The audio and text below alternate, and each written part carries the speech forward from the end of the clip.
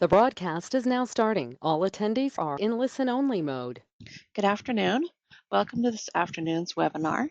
This is Victoria Beal with the Ohio LTAP Center, and I'm very pleased that we have a research results webinar for you this afternoon, Evaluation Methods for Ohio's Post-World War II Residential Properties.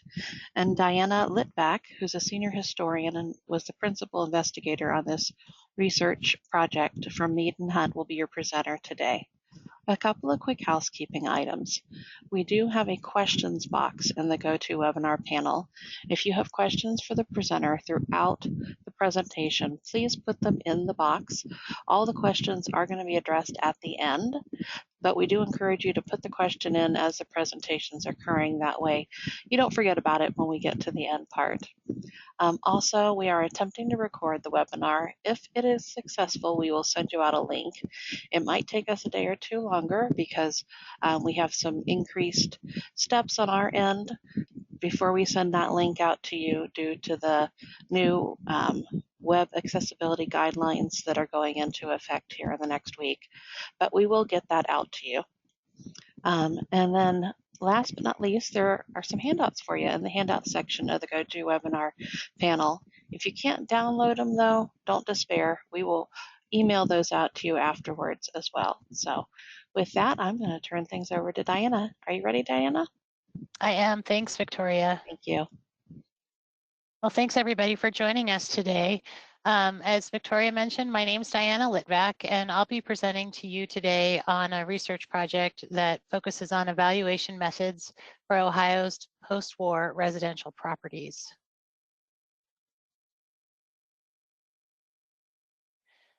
I want to thank the members of the Technical Advisory Committee, or the TAC, who are also here today with us. Their expertise and feedback were instrumental in completing this project. The members include Erica Schneider, Susan Gasbaro, Tom Barrett, and Lee Oldershaw from the Office of Environmental Services, Jennifer Spriggs and Christina Bristow from the Office of Statewide Planning and Research, and Miranda Fisher and Abby Marshall, who are with the Ohio State Historic Preservation Office, or SHPO. Mead and Hunt staff and Lawhon and Associates staff completed this project, and I want to acknowledge the efforts of Brian Maddock, Mary Kennedy, Emily Pettis, Sam Jasper, and Dusty Nielsen from Mead and Hunt, and Andy Sewell, Brett Carmichael, and Elizabeth Elliott, who are from Lawhon and Associates. Additionally, we want to acknowledge the resources that we were able to use from Ohio libraries and archives that helped us in developing the historic context for this project, and we have provided a list of these organizations in our document.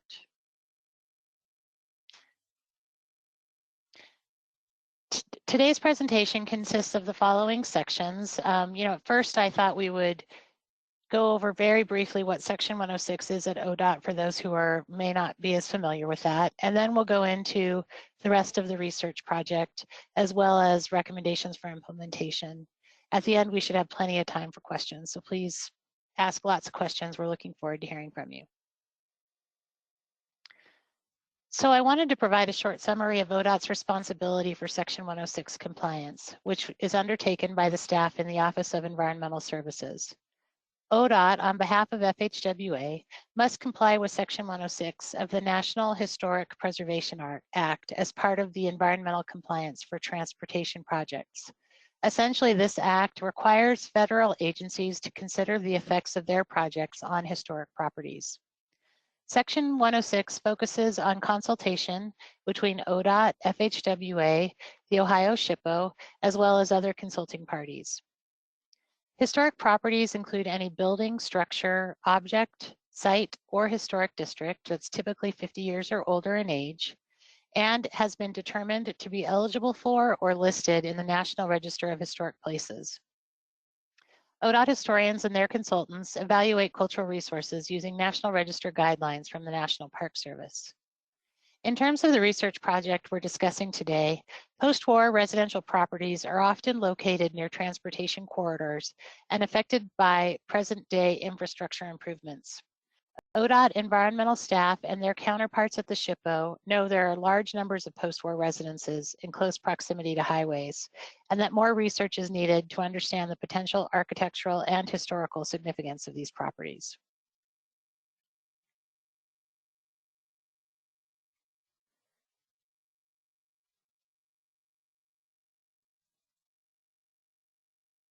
As far as the problem statement, we wanted to discuss this in a little bit more detail. While there is National Register guidance dedicated to evaluating historic residential suburbs, these documents do not provide a methodology to streamline the evaluation of the multitude of houses that are associated with post-World War II development. Some state DOTs and SHPOs have had lengthy issues and disagreements over how to evaluate post-war residential properties, which can result in significant project delays. ODOT and the Ohio SHPO did not have an agreed upon process or methodology that considered historic significance and eligibility of post-war residences and subdivisions, which could create inefficiencies and inconsistencies in how these properties were evaluated. Additionally, the problem statement recognized that there were gaps in the existing guidance for post-war residential resources. The Ohio SHPO produced a historic context and evaluation methodology called Ohio Modern, Preserving Our Recent Past in 2010, but this document covered 1940 to 1970 and addressed multiple property types in addition to residential properties. As such, ODOT wanted to supplement and extend this study by focusing only on residential development and architecture from 1940 to 1980. This extended the period covered by Ohio Modern and focused on guidance specific to post-war housing types and suburban development patterns for accurate assessments. This project was grounded in a systematic research process and designed to supplement the ODOT's approach to surveying cultural resources, as well as align with guidance from the Ohio SHPO and the National Park Service. The research approach was guided by the TAC, who worked closely with the project team to identify challenges that ODOT and SHPO face in reviewing evaluations of post-war residences. This initial step set the parameters for the research to be conducted with ODOT's specific needs in mind, and established goals to help make this project a useful tool for the agency and its consultants.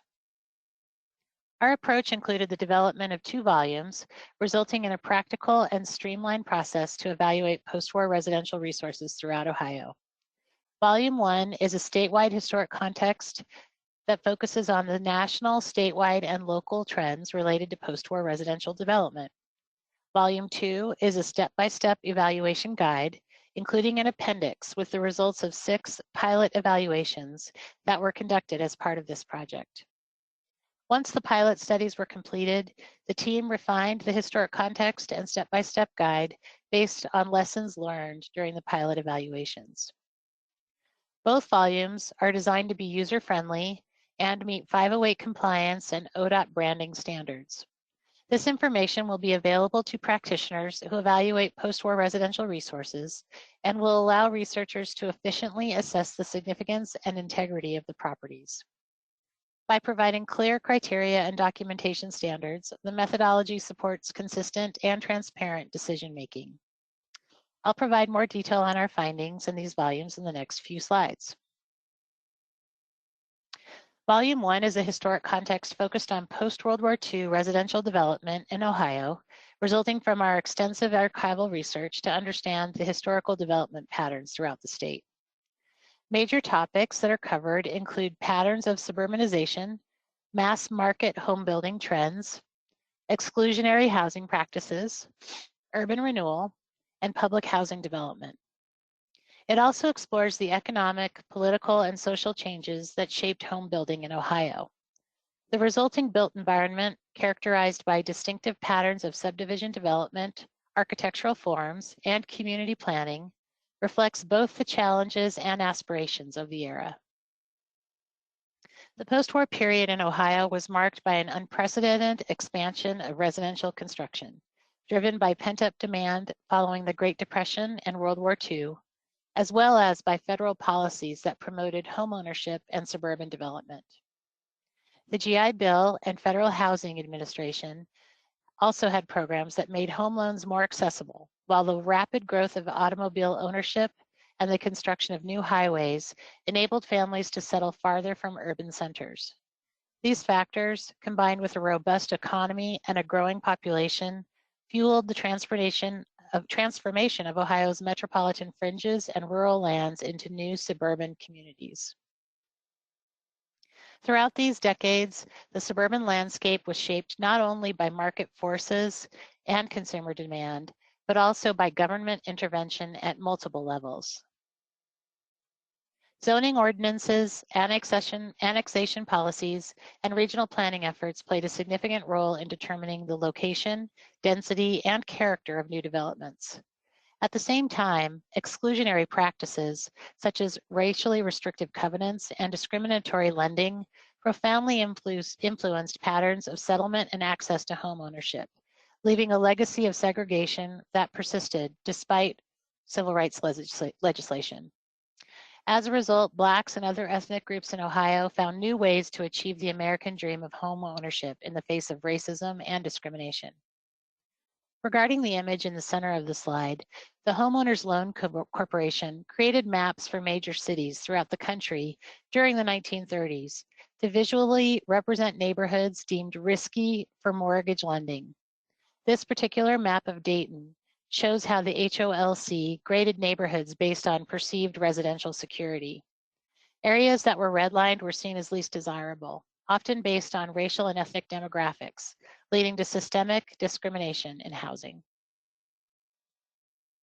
Why are post-war residential property types important to understand as potential historic properties? The guide recognizes the importance of these resources in reflecting broader social, economic, and architectural trends, including suburban growth, changing family structures, and innovations in home design. Important considerations related to determining potential historic significance under National Register criteria include architectural and planning innovations, mass production, prefabrication, and new subdivision layouts characterized innovations that were developed to meet the needs and demands of post-war housing. Social and economic trends. Post-war residences and subdivisions illustrate suburban growth, social and ethnic group history, changing family structures, and innovations in home design after World War II. By evaluating these properties for potential listing in the National Register, ODOT helps preserve Ohio's cultural heritage and built environment.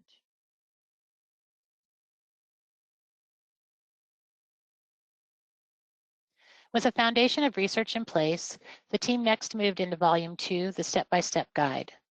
The guide's emphasis on transparency, efficiency, and replicability supports both regulatory compliance and broader preservation goals.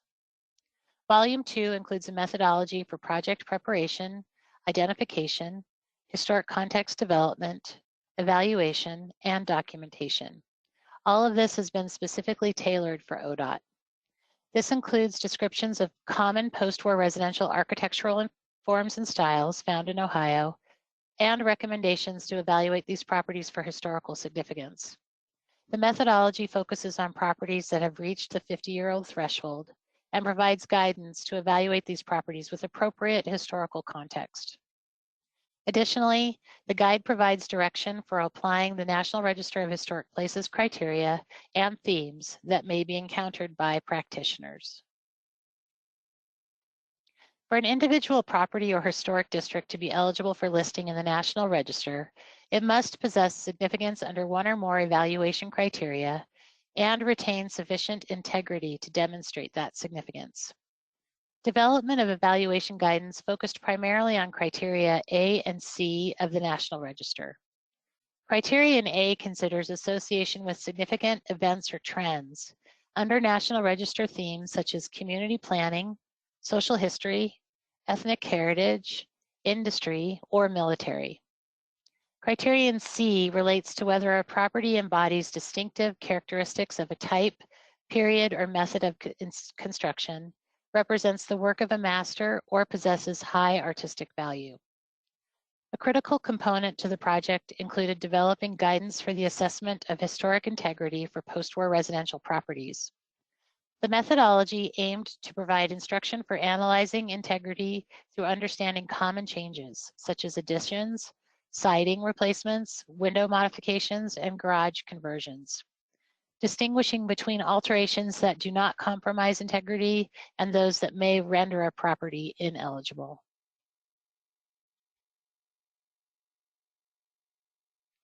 The research confirmed that Ohio's post-war residential architecture was both a reflection of national trends and a product of local adaptation.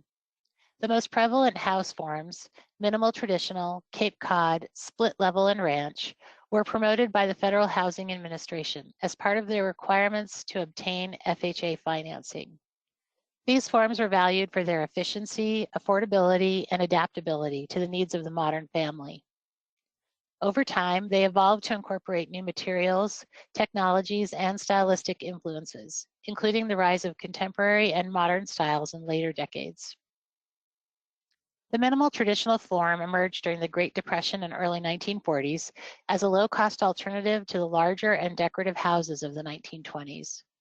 In the 1940s, the FHA developed a standardized compact plan for a small, single-family house that embodied the major elements of the minimal traditional form. As a result, it is sometimes referred to as an FHA house.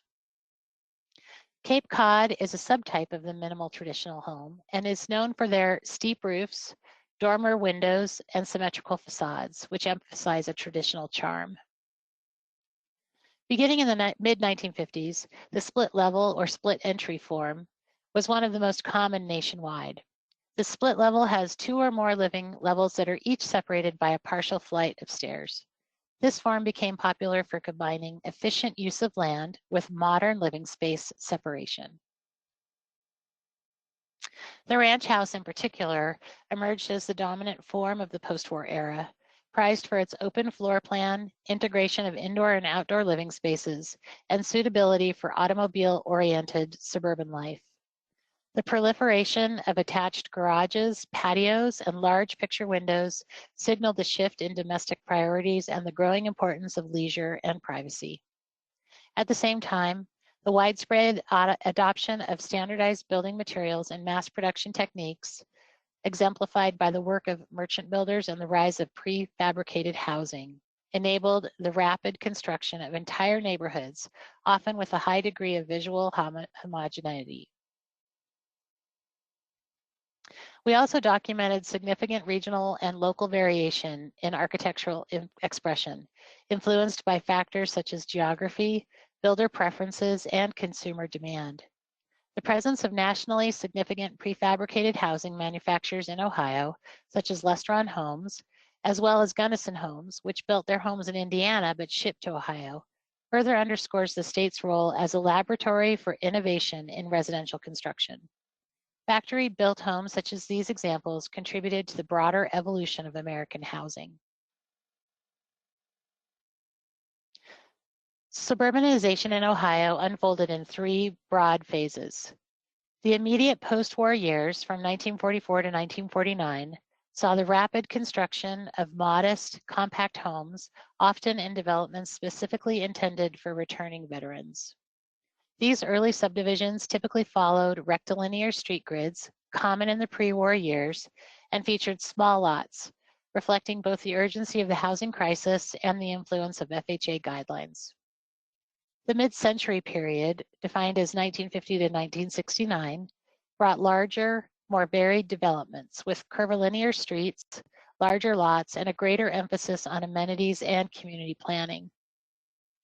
By the 1970s, economic pressures and changing consumer preferences led to further diversification and the introduction of the late post-war period from 1970 to 1980, with the emergence of planned communities and the popularization of condominium complexes, as well as a continuation of subdivision layouts from the mid-century period.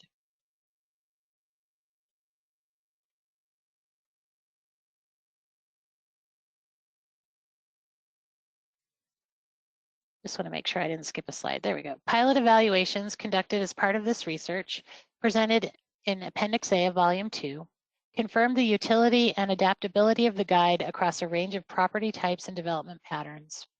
We selected 6 case studies, 3 individual properties, and 3 residential subdivisions in consultation with the TAC. The pilot evaluations demonstrated the importance of a robust historic context, the value of analysis, and the need for professional judgment and application of National Register criteria in assessing significance and integrity. After the completion of the pilot evaluations, the project team adjusted the step-by-step guide to address questions and provide additional clarity for the guidance to be applicable to the property types from the study period. I'm going to provide 2 examples of the pilot evaluations, which include 1 individual property and 1 subdivision. This house at 304 Main Street, built in 1954, is located along the Village of MacArthur's principal east-west roadway.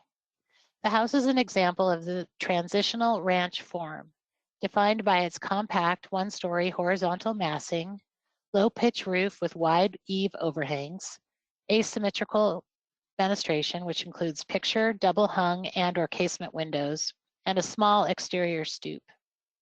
This area was fully developed by 1958, when the earliest historic aerial is available, and appears to have been mixed use with residential and commercial parcels, as well as government buildings.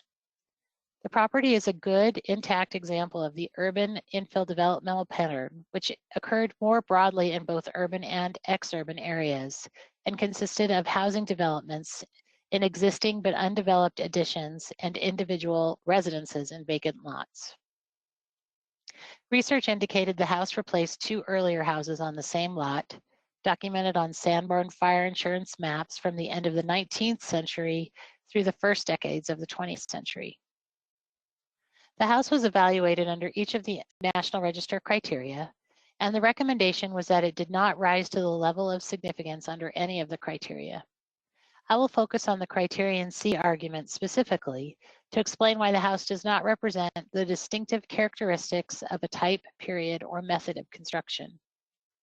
While 304 Main Street is the only known example of a transitional ranch form in the Village of MacArthur, it is still a very modest example of a ubiquitous post-war house.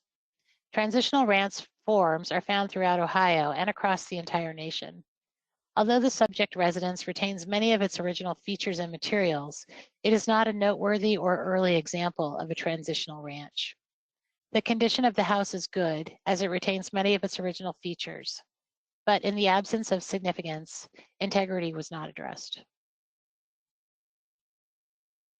One of the subdivisions we evaluated was the Worthington Hills subdivision, located in Franklin County in the northwest corner of Columbus.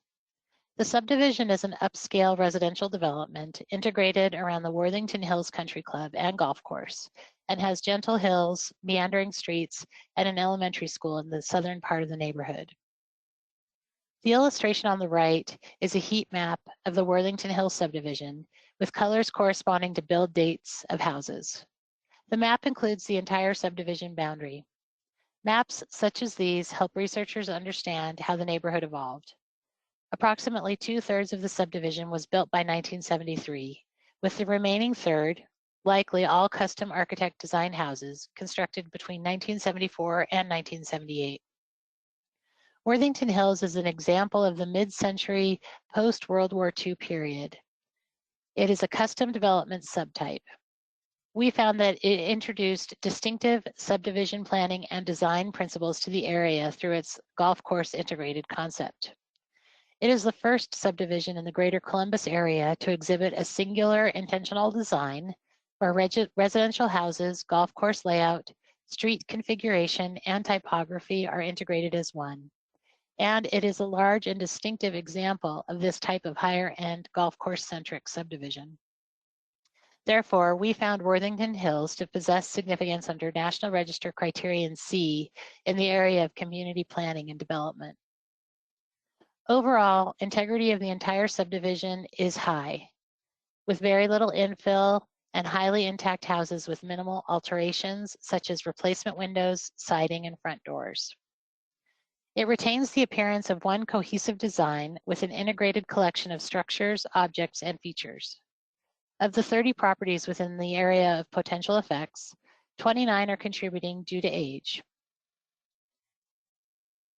And they were also because they were constructed within the period of significance. These 29 have very minor alterations.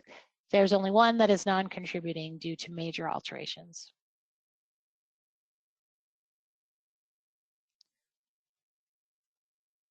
As far as recommendations for the project, we recommend that ODOT disseminate the results of the research project to Section 106 practitioners who are evaluating these resources in Ohio.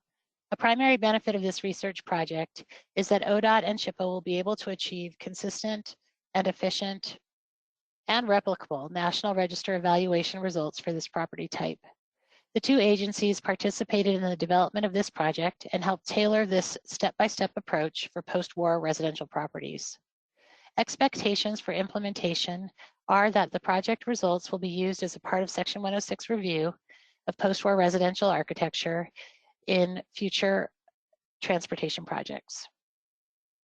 To maximize the impact and encourage broad adoption, ODOT should integrate the step-by-step guide into manuals and trainings for cultural resource surveys and require its use by all consultants and staff engaged in Section 106.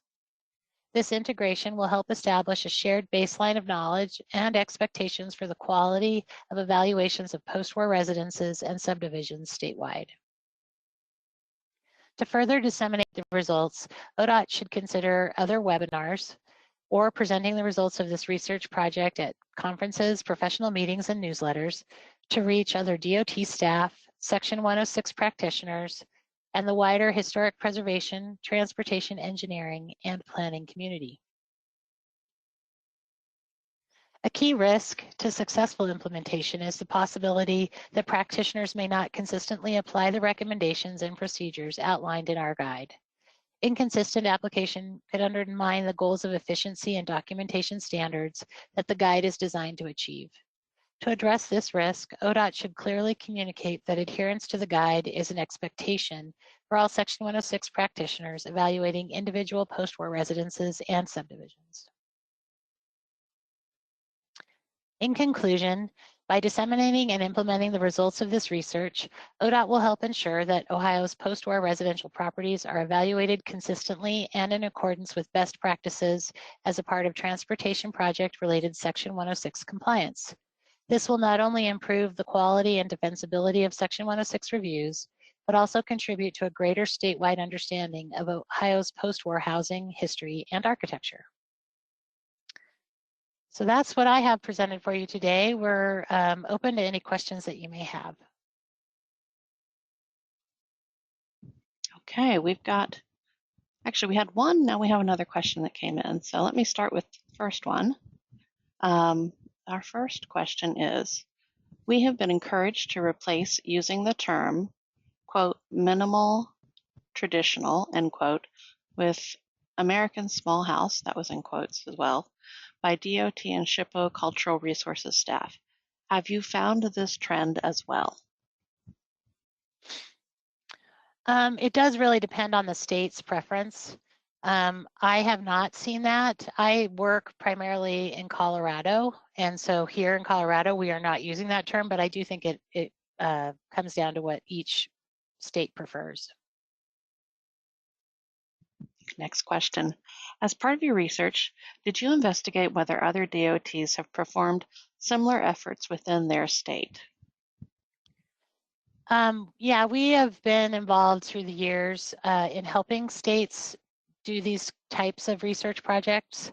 And so through that process, we've been able to, do surveys and look and see who has prepared statewide studies that are similar to this one.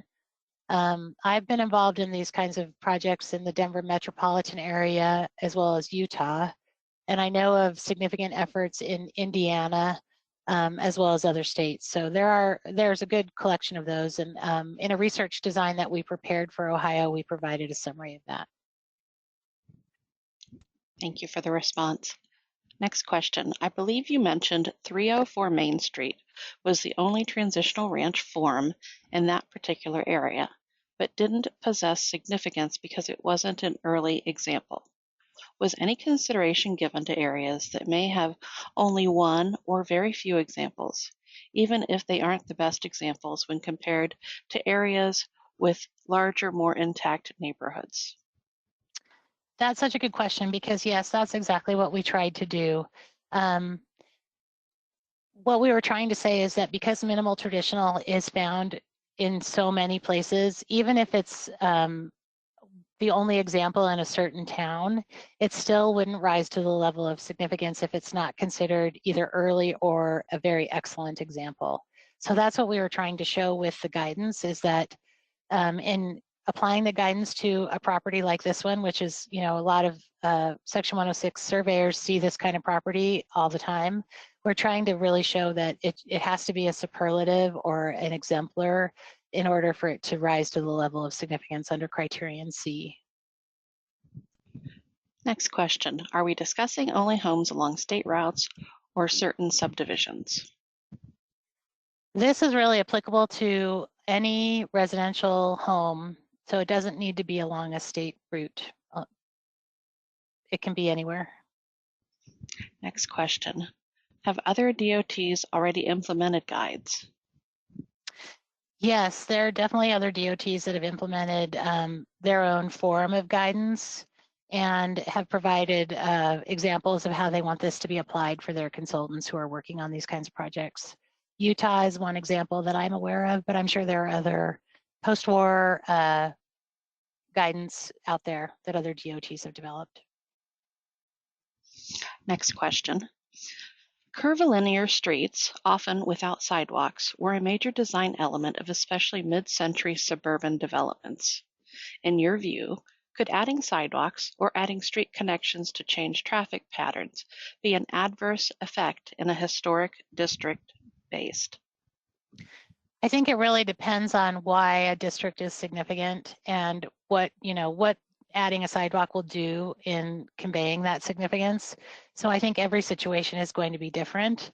You know, generally, it would be my hope that adding a sidewalk, which you know, adds to the neighborhood's walkability and improves the lives of people who live there, is not going to be considered adverse. But I think everything needs to be considered on a case-by-case basis. And I don't know if Erica or Susan or Lee would like to also jump in on that answer.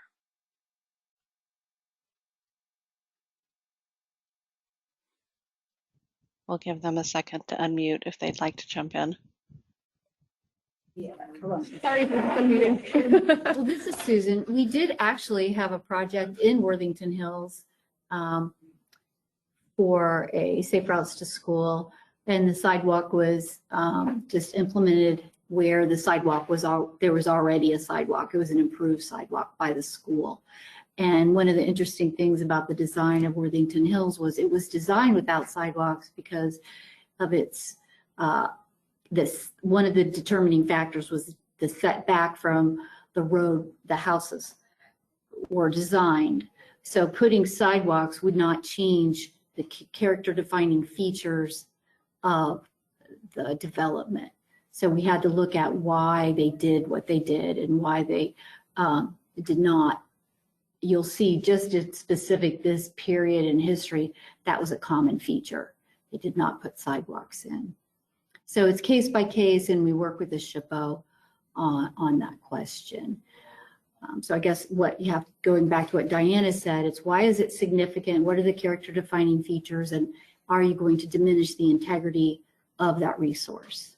A very good question. And we've been asking ourselves that question every time we have one of these projects. So thank you for asking.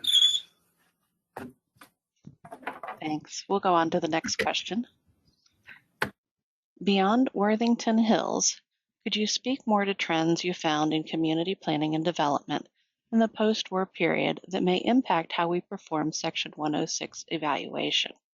Did you have significant findings around apartment or condominium developments in the era, for example? That's also a very good question.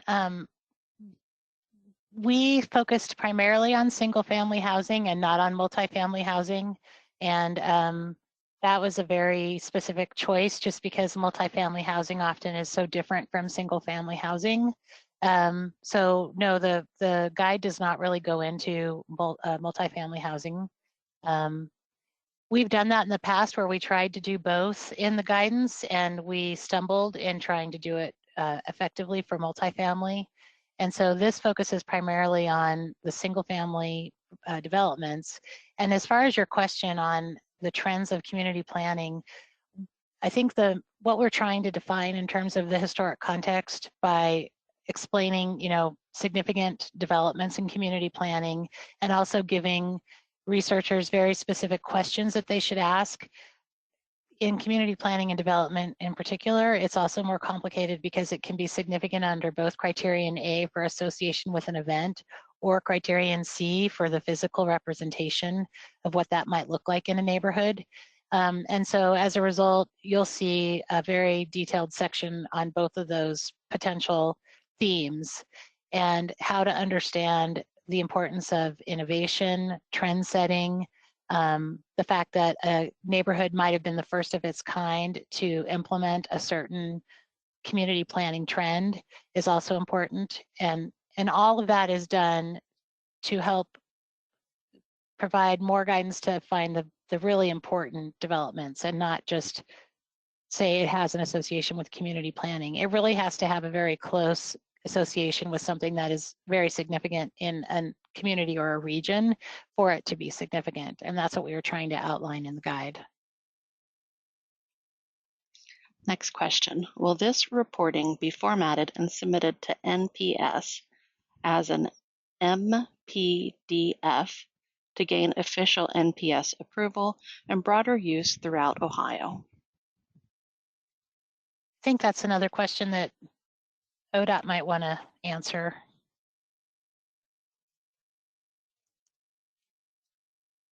Sorry, I'm muting again. Yep. This is Erica Schneider. We don't currently have plans to do that at this point. But I do think it has the same elements that you'll find in an MPDF in terms of registration requirements.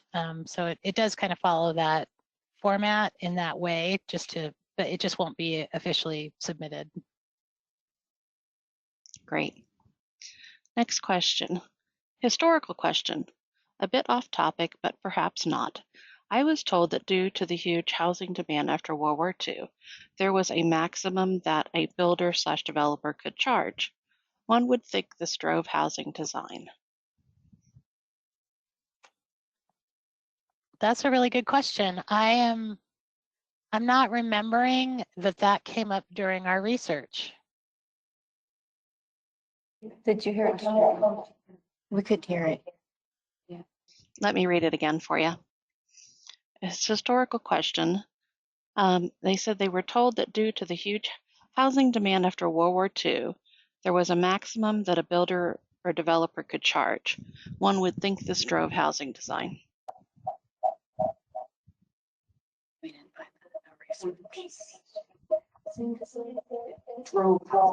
You guys are echoing a bit for us.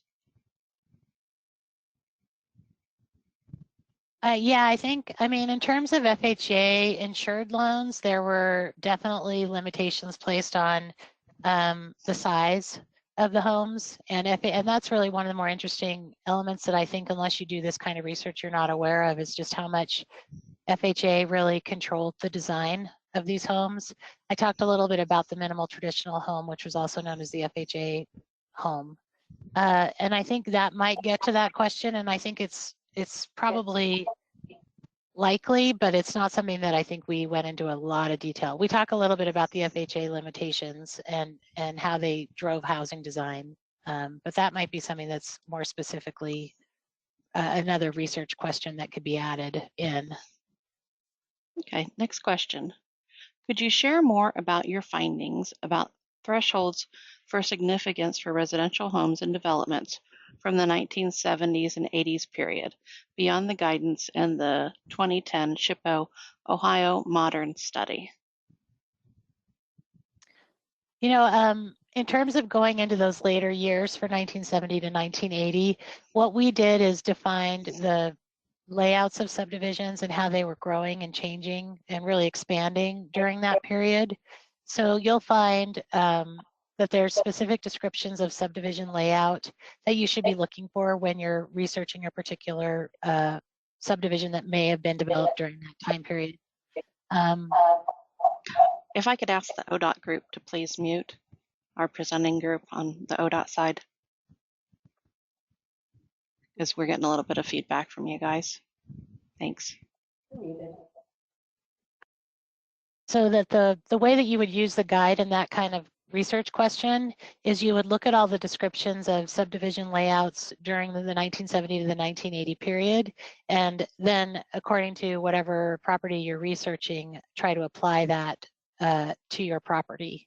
And then in terms of the historic context, you would use that to get a better feel for understanding what types of development were occurring and how it was changing during that later post-war period.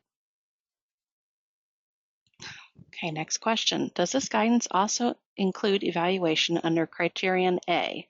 If yes, did you find this criterion applicable to individual residences? We do include quite a bit of guidance related to criterion A, but in my experience, it's very rare for it to apply to an individual residence. It's usually more likely to be applicable under criterion C. Next question. How does this information compare to the nationwide context, quote, a model for identifying and evaluating the historic significance of post-World War II housing, end quote? Does ODOT not recognize that context? No, in fact, we use that as a structural framework for the ODOT project. It's just that by doing it specifically for Ohio and really getting into the details that relates to Ohio's trends and patterns of development and architecture, we can focus on Ohio specifically. But I would say that the two are very well matched in terms of approach and process. Next question.